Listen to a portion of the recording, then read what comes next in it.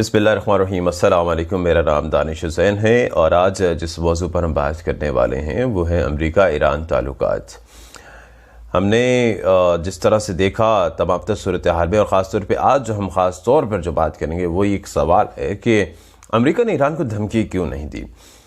जिस तरह से हमने देखा कि एक अनरश पाया जा रहा था ईरान अमेरिका के माबैन गुज़िश्ता कई रोज़ से, ना सिर्फ खित्ते के लिए बल्कि पूरी दुनिया को एक तशवीश थी और एक तशवीश की लहर दौड़ पड़ी थी कि अब होगा क्या। लोग बातें करने लग गए थे क्या ये वर्ल्ड वॉर 3 की जानिब जा रहे हैं, ये दाखिल हो गए हैं। कुछ लोगों ने अर्मगेडन वॉर का नाम दिया इसको। तो अब ये एक अलहदा से एक टॉपिक है कि अर्मगेडन वॉर क्या है, वर्ल्ड वॉर 3 क्या है और इसमें हम क्या दाखिल हो चुके हैं या दाखिल होने वाले हैं, कितना करीब हैं, क्या ये रिवायती जंग होगी या गैर रिवायती जंग होगी। तो इस पर रिसर्च हम लोगों की जारी है, उस पर भी किसी दिन ज़रूर बात करेंगे कि वर्ल्ड वॉर 3 की क्या महरिकात हैं या क्या निशानी है जो ज़ाहिर हो चुकी है, जो ज़ाहिर होनी है उस पर भी हम बात करेंगे। ख़ासतौर पर अर्मगेडन वॉर का नाम जो लिया जाता है तो ये क्या है। खैर आज हम ख़ुसूसन इस पर बात कर रहे हैं और पहले की बातें तो बहुत हो गई। अब जो ख़ास बात वो ये है कि ईरानी रिटेलिएशन जो हमने देखी, जिसे हम तो बदला कह रहे हैं लेकिन आयतुल्लाह ख़ामनेई ने तो कहा कि ये सिर्फ एक थप्पड़ है और अगर अमेरिका ने दोबारा कुछ किया तो हम और ज़ोर से थप्पड़ लगाएंगे या और मारेंगे। तो जी उसके बाद सूरत हाल काफ़ी मुश्किल वाली नज़र आ रही थी कि अब क्या होगा। और क्योंकि एक आम सी मिसाल ये है कि जब एक ताकतवर किसी कमज़ोर पर कोई उससे नाइंसाफ़ी कर रहा होता है, उसे सप्रेस करने की कोशिश कर रहा होता है, तो शायद दुनिया के लिए ये इतना एबनॉर्मल नहीं है, गैर मामूली नहीं है। लेकिन अगर कोई कमज़ोर और वो कहे कि बस बहुत हो गया, तो ये कहना भी उसके लिए बहुत होता है और ये ताकतवर के लिए एक बहुत बड़ा तमाचा होता है। हालांकि वो ख़ुद जो वर्सी करता फिरे, तो कुछ ऐसी ही मिसाल है। चूँकि ईरान एक छोटा मुल्क है और फ़ौज के लिहाज से 14वें नंबर पर है, अमेरिका फ़ौज के लिहाज से पहले नंबर पर है, तो यकीनी तौर पर ये एक ताकतवर के मुँह पे बड़ा तमाचा था। सिर्फ ये कह देना है कि बस बहुत हो गया। और उसके बाद भी खैर ईरान ने बड़ी हिम्मत दिखाई, जो 35 बम्बारमेंट की ऐन अल असद और दिगर जो यूएस के फौजी अड्डे हैं वहाँ पर जो इराक़ में मौजूद हैं। अब ये वक्त बड़ा क्रूशल था जो इस रिटेलिएशन से लेकर अमेरिकन प्रेसिडेंट डोनाल्ड ट्रंप के एड्रेस तक, ये खिताब के दौरान का जो वक्त था ये बड़ा क्रूशल था। गैर यकीनी की सूरत हाल थी, लोग सोच रहे थे कि अब क्या होगा। कंस्पिरेसी थ्योरीज बन रही थी, गॉसिप हो रहे थे, कुछ फेक न्यूज़ जनरेट हो रही थी और इस तमाम सूरत हाल के दौरान एक पेंटागन का बयान भी आया। बयान तो नहीं था, एक ख़बर आई थी हमारे पास पेंटागन की जानिब से कि उन्हें बड़े सीरियस कंसर्न है इस तमाम सूरत हाल में और पेंटागन नहीं चाहता कि प्रेसिडेंट ट्रंप अकेले कोई फ़ैसला करें। नैन्सी पेलोसी ने भी, आपको याद होगा, कुछ दिन पहले ये कहा था कि कांग्रेस की इजाज़त नहीं लिखी, उसे एतमाद में नहीं लिया गया। ऐसे में ये सवाल भी जनाब उठता है इस खबर के बाद, क्योंकि जो प्रेसिडेंट का एड्रेस था प्रेसिडेंट ट्रंप का, उससे ये बड़ा क्लियर नज़र आ रहा था कि इसमें सिर्फ उनकी मंशा शामिल नहीं है बल्कि जो दीगर स्टेक होल्डर्स हैं, कांग्रेस की भी आवाज़ बीच में से हमें सुनाई दे रही थी और जो पेंटागन का जितना असर रसूख था वो भी हमें नज़र आ रहा था। तो ऐसे में ये सवाल होता है कि अमेरिकन प्रेसिडेंट कितने पावरफुल हैं या कितने बाइख्तियार हैं। और उन लोगों के लिए भी बड़ा ये क्लियर मैसेज है जो पाकिस्तान में रहते हैं और उंगलियां उठाते हैं, सिविल सुप्रीमेसी के नाम पर बातें करते हैं दीगर इदारों पर। तो इनके लिए ये मैसेज है कि अगर प्रेसिडेंशियल सिस्टम, पॉलिटिकल सिस्टम में और अमेरिका जैसे मुल्क में अगर डोनाल्ड ट्रंप या उनका प्रेसिडेंट, यूएस प्रेसिडेंट, अगर वो 100% बाख्तियार नहीं है तो हम किस मुंह से बातें करते हैं। जहाँ पर ज़ाहिर है जो स्टेक होल्डर्स हैं, नेशनल इंटरेस्ट की बात है तो उसमें उनका हिस्सा होता है और उनकी राय ज़रूरी है। ये एक अलग बेस है कि उस राय की परसेंटेज क्या होनी चाहिए, क्या वो 100% होनी चाहिए या 20% होनी चाहिए या खैर जितने भी, कम से कम हम ये इस बात का यकीन कर लें कि यूएस प्रेसिडेंट भी 100% बाख्तियार नहीं है, उन्हें भी राय लेनी पड़ती है, उन्हें भी एतमाद में लेना पड़ता है, चाहे वो पेंटागन हो चाहे वो कांग्रेस हो। ये एक अलग इशू है कि उसमें परसेंटेज कितनी है। हमारा तो फिर भी पार्लिमानी सिस्टम है तो थोड़ा सा खैर सिस्टम का भी फ़र्क है, लेकिन हमारे लिए ये समझने के लिए बड़ा ज़रूरी है कि नेशनल इंटरेस्ट की जब बात आती है तो दीगर स्टेक होल्डर्स जो होते हैं उनका भी हिस्सा होता है, उनकी भी राय होती है इस तमाम तर मामले पे।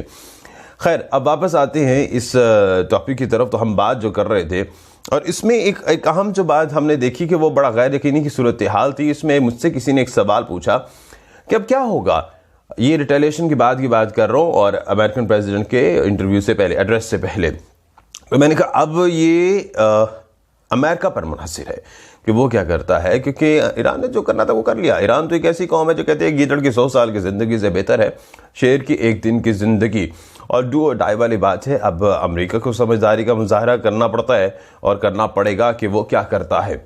अब ये अमेरिका की कोर्ट में, अब अमेरिका ने क्या चालाकी की, अमेरिका ने भी बड़ा अच्छा और मैच्योर खेला, और ये मेच्योरिटी हमें प्रेसिडेंट ट्रंप के एड्रेस में नज़र भी दिखाई थी कि जिस तरह वो मेच्योरिटी से बात कर रहे थे, तो हम कह सकते हैं कि हाँ, ट्रंप डिप्लोमेसी काम कर गई है। और उस वजह से अब ईरान के लिए थोड़ी सी अब मुश्किल ये है, क्योंकि अब जो अमेरिका पर प्रेशर था वो अब ईरान पर आ गया है, और अब ईरान के कोर्ट में अब ये बॉल है कि वो क्या करता है। क्योंकि जो एग्रेशन हमें दिखाई दिया ईरान की जानिब से, और जिस तरह से वो लोग बड़े मोटिवेटेड थे, और ख़ास तौर पे एक जो देरीना मुतालबा उनका था वो ये था कि इराक़ से जितने भी गैर मुल्की फ़ौजी हैं उनका इनखला यकीनी बनाया जाए, जिसमें करारदाद भी इराक़ी पार्लियामेंट ने खैर पास कर दी है।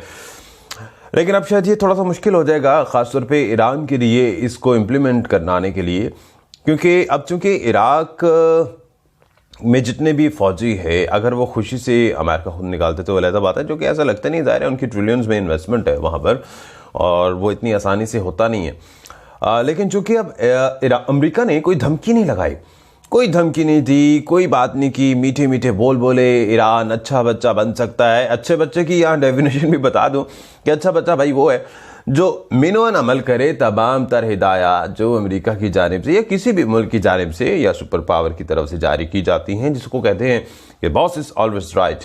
तो जनाब अगर वो करते रहेंगे, जी हुजूरी करते रहेंगे, तो फिर ठीक है, अच्छा बच्चा है, नहीं तो अच्छा बच्चा नहीं है।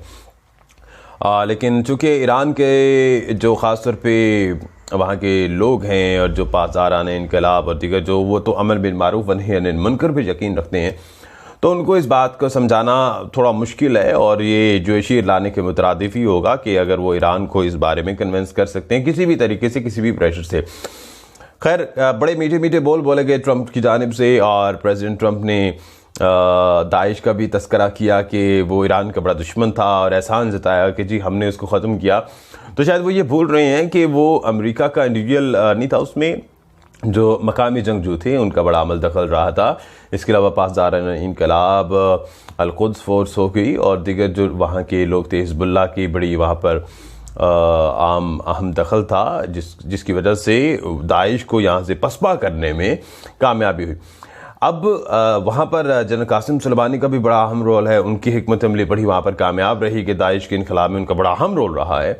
अबू महदी का बड़ा अहम रोल रहा है, और इसके अलावा जितने भी, बल्कि अलकायदा के स्ट्रेटजीज में भी कासिम सुलेमानी का हाथ रहा है और उनकी हिकमत अमली थी। तो एक थिंक टैंक या मास्टरमाइंड जिसको कह सकते हैं कि इस तमाम तर ऑपरेशन में वो रहा है। लेकिन खैर कुछ लोग ऐसे भी थे जो इस आग को बुझाने के लिए पानी के ड्रम्स डाल रहे थे, लेकिन दरअसल उन ड्रम्स में पानी नहीं था, तेल था। वो एक अलग इशू है। अब अच्छे बच्चे की बात होगी। अब यहाँ पर अब ईरान अगर कुछ करता है ऐसी सूरत हाल के जी अभी भी वो इस बात पर डटा हो या कायम रहे अपने देरीना मुतालबे पे कि जी इराक से फ़ौज निकले, अमरीकी फ़ौज, तो शायद ये अब थोड़ा सा मुश्किल हो जाएगा, क्योंकि अमेरिका ने तो कोई धमकी नहीं दी, अमेरिका ने तो अब कोई बात नहीं की ऐसी सख्त बात जिसको कहें कि ये जी अग्रेशन है, और ये अब ऐसी सूरत हाल है कि ऑफेंसिव हो रहा है अमेरिका, तो अब कुछ किया जाए, क्योंकि पहले वाला बदला तो हो गया दुनिया की नज़र में भी, सबकी नज़र में। तो अब अगर कुछ करता है तो वो शायद ऑफेंसिव वो होगा। जब तक अनटिल अनलेस अमेरिका नहीं करता तो ईरान के लिए बड़ा मुश्किल हो जाएगा, और अगर कुछ करता है ईरान अब तो शायद दुनिया अब उसको नेगेटिव देखे। तो मेरे ख्याल से ये बड़ा चैलेंजिंग है, और बड़ा अच्छा पत्ता खेला गया है ट्रंप की जानिब से कि अब तमाम तर जो जिम्मेदारी है वो ईरान पर आयद होती है। लेकिन यहाँ पर यह सवाल होता है कि क्या पेंटागन का प्रेशर काम कर गया, कांग्रेस का प्रेशर काम किया, लेकिन अभी कम से कम ये कह सकते हैं कि एक ब्रीदिंग स्पेस मिल गया और जंग का खतरा फिलहाल टल गया। इस तमाम तर सूरत हाल में जो हमने लुब्बे लुबाब देखा, ख़ास तौर पे जो बुग़्ज़े ईरान में अमेरिका को भी बड़े मथा सराई करते हुए हमें पाकिस्तान में दिखाई दिए लोग, जिनको आज अमेरिका थोड़ा थोड़ा अच्छा भी लग रहा था क्योंकि उसके मद्दे मुकाबिल ईरान था। और प्रो ईरानियन प्रो सऊदीज़ भी नज़र आए। मुझे एक बात समझ नहीं आया, अरे भाई यहाँ सऊदी अरब को तो अमल दखल ही नहीं है, बादल नज़र में तो कुछ ऐसा नहीं है, ये तो डायरेक्ट अमेरिका और ईरान का मामला है, तो इसमें सऊदी अरब को बीच में लाना मेरे ख्याल से ये नाइंसाफ़ी है। अगर प्रॉक्सी वार या दीगर चीज़ें हैं या आपस की चपकलिश है वो अलहदा इशू है, वो इसको इससे मिलाना मेरे ख्याल से ये नाइंसाफ़ी है कि इसको हम सेक्टेरियन वार समझे या कोई और किस्म की वार समझे। लेकिन हाँ, अगर ये टॉपिक है भी सही तो हम जब उम्मत मुसलमा का मसला बनाते हैं तो हमें ये सोचना होगा कि बाकी मुसलमान ममालिक, टॉप लीडिंग के मुसलमान ममालिक वो कहाँ हैं, रजब तैयब एर्दोगान कहाँ हैं, टर्की कहाँ है, मलेशिया के महातिर मोहम्मद कहाँ हैं, तो ये हमें ज़रूर देखना होगा। और इससे हमें ये मेरे ख्याल से बड़ी कन्फ्यूजन दूर हो जाएगी कि हमें पता चल जाएगा कि दीगर इस्लामी ममालिक आएँ, क्योंकि हमने तो अब तक यही देखा, यही सुना कि रजब तैयब एर्दोगान एक मुस्लिम लीडर की हैसियत से उभर कर सामने आ रहे हैं। तो हमें ये ज़रूर जांचना होगा, ये हमारी कन्फ्यूजन के लिए आसानी होगी कि रजब तैयब एर्दोगान का मौक़िफ़ क्या है, वो ईरान के साथ है, सऊदी के साथ है या अमेरिका के साथ है, ये ज़रूर देखना होगा। लेकिन सबसे पहले प्रो पाकिस्तानी बनना होगा, ना कि प्रो ईरानी या प्रो सऊदी। पाकिस्तान पाइंदाबाद।